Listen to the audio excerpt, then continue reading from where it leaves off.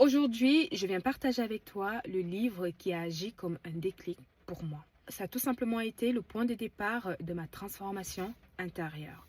Et c'est le livre de Lia Clark, Stoïcisme en 40 contes philosophiques. Je vous assure, ce livre, il va vous transformer. C'est une pépite. Il y a 3 choses essentielles que j'ai apprises avec ce livre qui m'ont énormément aidé.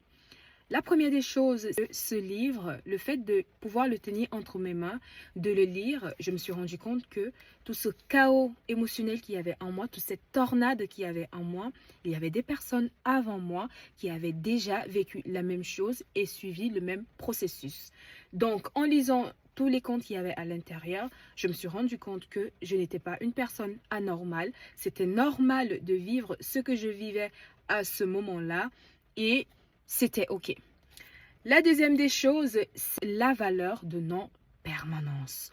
Peu importe ce que tu traverses actuellement, rien n'est permanent. Tout passe.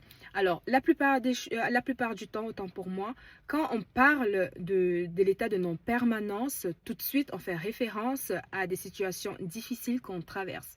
Alors oui, certes qu'il y a des situations difficiles que tu traverses, ce concept de non-permanence peut t'aider justement à sortir de cette situation difficile. Mais il faut que tu sois conscient également que même les bonnes choses ne sont pas permanentes des fois.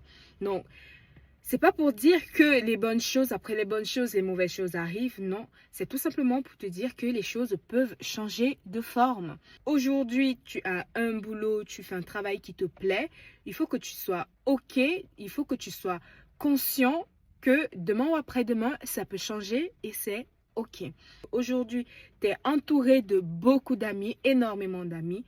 Demain ou après-demain, en fonction de la direction que tu vas prendre, soit tu vas te faire plus d'amis, soit tu n'auras plus du tout d'amis. Et c'est OK. Et la troisième des choses que ce livre m'a apporté, c'est le fait de ne pas réagir.